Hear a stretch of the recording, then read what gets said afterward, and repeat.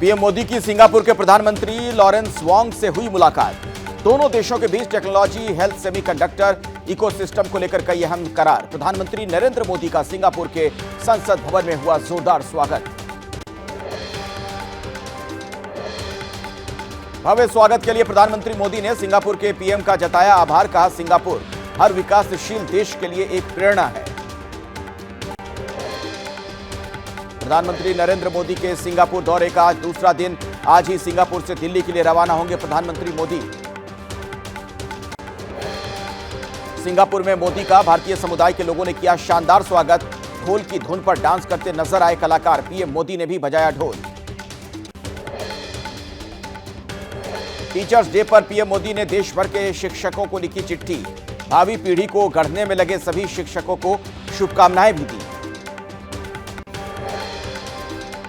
हरियाणा चुनाव से पहले बीजेपी को ट्रिपल झटका। भाजपा किसान मोर्चा के प्रदेश अध्यक्ष सुखविंदर मांडी, रतिया से विधायक लक्ष्मण नापा और ओबीसी मोर्चा के प्रदेश अध्यक्ष कर्णदेव कांबोज ने दिया इस्तीफा। टिकट नहीं मिलने से नाराज हैं तीनों नेता। हरियाणा बीजेपी की पहली लिस्ट जारी। 67 उम्मीदवारों के नाम का हुआ ऐलान। केंद्रीय मंत्री मनोहर लाल खट्टर ने कहा, 1-2 दिन में बाकी बचे नाम भी जारी कर दिए जाएंगे। हरियाणा में बीजेपी ने 3 कैबिनेट मंत्रियों के टिकट काटे। भवानी खेड़ा से विशंभर वाल्मीकि, रानिया से रणजीत चौटाला और सोहना से संजय सिंह का टिकट कटा। हरियाणा की कैथल विधानसभा पर बीजेपी ने लीलाराम गुर्जर को फिर मैदान में उतारा। लीलाराम के समर्थकों में जश्न का माहौल। 2019 में लीलाराम ने रणदीप सुरजेवाला को हराया था। हरियाणा में बीजेपी के बड़े नेताओं के परिवार वालों को भी मिला टिकट। तो शाम से किरण चौधरी की बेटी श्रुति को टिकट। अटेली से राव इंद्रजीत की बेटी आरती को टिकट। आज हरियाणा चुनाव के लिए कांग्रेस की आ सकती है पहली लिस्ट। केंद्रीय चुनाव समिति ने हरियाणा के 66 सीटों पर तय किए उम्मीदवार। हरियाणा में कांग्रेस और आम आदमी पार्टी के बीच गठबंधन की कोशिश जारी। दीपक बावरिया से मिले राघव चड्ढा। सीट शेयरिंग फॉर्मूले पर बातचीत हुई। महाराष्ट्र चुनाव को लेकर कांग्रेस ने भी कसी कमर। आज राहुल गांधी सांगली से चुनावी बिगुल फूकेंगे। कांग्रेस अध्यक्ष मल्लिकार्जुन खड़गे भी राहुल के साथ होंगे।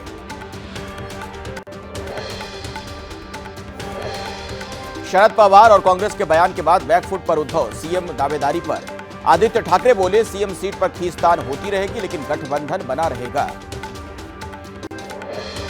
हिमाचल प्रदेश में दल बदल विरोधी कानून के तहत अयोग्य घोषित किए गए विधायकों को नहीं मिलेगी पेंशन। हिमाचल की सुक्खू सरकार ने पास किया बिल। कांस्टेबल भर्ती परीक्षा में हुई 12 कैंडिडेट्स की मौत पर झारखंड के सीएम हेमंत सोरेन का बड़ा बयान। बोले, कोविड के दौरान लगाए गए दोषपूर्ण टीकों की वजह से हो रही है लोगों की मौत। महाराष्ट्र के पर्ली में बीजेपी नेता नीतीश राणे के खिलाफ एफआईआर। नीतीश के बयान से नाराज है मुस्लिम समाज। पर्ली पुलिस स्टेशन पर मुस्लिम समुदाय के लोगों ने प्रदर्शन किया। पंजाब में कांग्रेस की सरकार में पूर्व मंत्री भारत भूषण के करीबी राजदीप सिंह को ईडी ने किया गिरफ्तार। टेंडर स्कैम में हुई गिरफ्तारी। कमीशन एजेंट राजदीप कई नेताओं का खास बताया जाता है। लेडी डॉक्टर रेप मर्डर मामले में डॉक्टरों के आह्वान का दिखा असर। घटना के विरोध में लोगों ने बंद की अपने घरों की लाइटें। कैंडल मार्च भी निकाला। पश्चिम बंगाल के राज्यपाल सीबी आनंद बोस ने किया डॉक्टरों का समर्थन। घटना के विरोध में कैंडल मार्च में हुए शामिल। लेडी डॉक्टरों के लिए लगातार उठ रही है इंसाफ की मांग। कोलकाता में कलाकारों ने नुक्कड़ नाटक के जरिए इंसाफ की मांग की। दिल्ली एनसीआर में भी डॉक्टरों ने हाथों में मोमबत्तियां लेकर किया मार्च। शांतिपूर्ण तरीके से किया प्रदर्शन। देश की बेटी को इंसाफ दिलाने के लिए एकजुट हुए लोग। कोलकाता की घटना को लेकर दिल्ली में जंतर मंतर पर प्रदर्शन। बांग्ला भाषी समाज के लोग शामिल हुए। कांग्रेस नेता अधीर रंजन चौधरी की पत्नी भी रही मौजूद। रेप मर्डर को लेकर कोलकाता में आज भी जारी रहेगा विरोध प्रदर्शन। बीजेपी और लेफ्ट से जुड़े नेता करेंगे विरोध। ममता सरकार के खिलाफ आक्रोश। टीएमसी के नेता कुणाल घोष का बयान। कहा, इंसाफ के लिए प्रदर्शन कर रहे डॉक्टरों के साथ सरकार खड़ी है। बीजेपी, सीपीआईएम या कांग्रेस जैसी पार्टियों के प्रायोजित किसी भी राजनीतिक कार्यक्रम का विरोध। आरजीकर मेडिकल कॉलेज के पूर्व प्रिंसिपल संदीप घोष ने सुप्रीम कोर्ट में दाखिल की याचिका। कहा, कलकत्ता हाईकोर्ट ने भ्रष्टाचार के केस में जांच सीबीआई को सौंपने से पहले उनका पक्ष नहीं सुना। 6 सितंबर को सुनवाई। बहराइच में आदमखोर भेड़ियों को पकड़ने के लिए वन विभाग ने नई रणनीति बनाई है। प्रभावित क्षेत्र महसी को 3 सेक्टरों में बांटा गया। हर सेक्टर में 5-5 टीमें तैनात। बहराइच में भी वन विभाग की पकड़ से दूर हैं 2 भेड़िए। वन विभाग ने अब तक 6 में से 4 भेड़िए पकड़े। 2 भेड़ियों की तलाश के लिए पिछले कई दिनों से ऑपरेशन चल रहा है। बहराइच में भेड़ियों के हमले पर वन मंत्री अरुण कुमार सक्सेना का बयान। सीएम योगी मामले पर गंभीर, लगातार ले रहे हैं घटना पर अपडेट। लोगों से फिलहाल एहतियात बरतने की अपील। यूपी के वन मंत्री अरुण सक्सेना का बयान। फिलहाल किसी भी इलाके में नहीं काटी जाएगी बिजली। एबीपी न्यूज की मुहिम का असर, कई इलाकों में बिजली नहीं थी। बहराइच के बाद अब बरेली में भी भेड़िए का आतंक। खेत पर काम कर रही महिला पर किया गया हमला। ग्रामीण बोले हमला करने वाला जानवर भेड़िया ही था। लखीमपुर खीरी में बाघ की दहशत। टाइगर को लोकेट करने के लिए वन विभाग की टीम ने बनाई रणनीति। जंगल में चलाया जा रहा है सर्च ऑपरेशन। गुजरात में भारी बारिश से एक हफ्ते में 49 लोगों की मौत। 37,000 लोगों को बचाया गया। 25 से 30 अगस्त के बीच गुजरात के कई इलाकों में भारी बारिश हुई थी। सूरत में लगातार बारिश से किम नदी उफान पर है। अजमेरी नगर और कई निचले इलाकों में भरा पानी।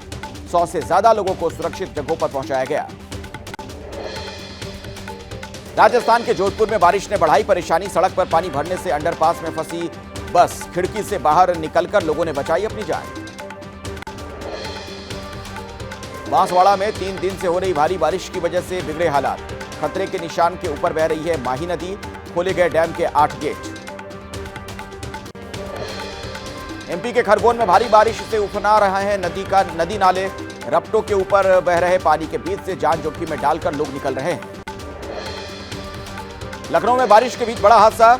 लाटूश रोड से नया गांव जाने वाली सड़क धंसी। सड़क धंसने से नगर निगम के खिलाफ लोगों ने नाराजगी जताई है। श्रीलंकाई सेना द्वारा गिरफ्तार किए गए 7 मछुआरों का रिहा किया गया है। रामेश्वरम के रहने वाले 7 मछुआरे सीमा पार मछली पकड़ने के आरोप में 23 जुलाई को गिरफ्तार हुए थे। भुवनेश्वर शहर के पास मिला बर्ड फ्लू का मरीज। भुवनेश्वर के मेयर ने शहर में चिकन सप्लाई पर रोक लगाई। तमिलनाडु के तिरुचिरापल्ली में डॉक्टर गिरफ्तार। स्कूल हॉस्टल में नाबालिग लड़कियों के यौन शोषण का लगा आरोप। पॉक्सो एक्ट में हुआ एक्शन। देहरादून के विकासनगर में रैगिंग से परेशान हुई छात्राएं। आईसीएफएआई यूनिवर्सिटी से बीकॉम और बीसीए की छात्राओं ने बताई आप बीती। सीनियर्स पर लगाया रैगिंग का आरोप। प्रयागराज अथॉरिटी ने मदरसे को किया सील। अवैध निर्माण के चलते की गई सीलिंग की कार्रवाई। अथॉरिटी से पास नहीं कराया गया था मदरसे का नक्शा। मेरठ पुलिस ने हनी ट्रैप गिरोह का किया है पर्दाफाश। युवाओं से दोस्ती कर करता था ब्लैकमेल। परतापुर थाना पुलिस ने गिरोह के 7 सदस्यों को गिरफ्तार किया।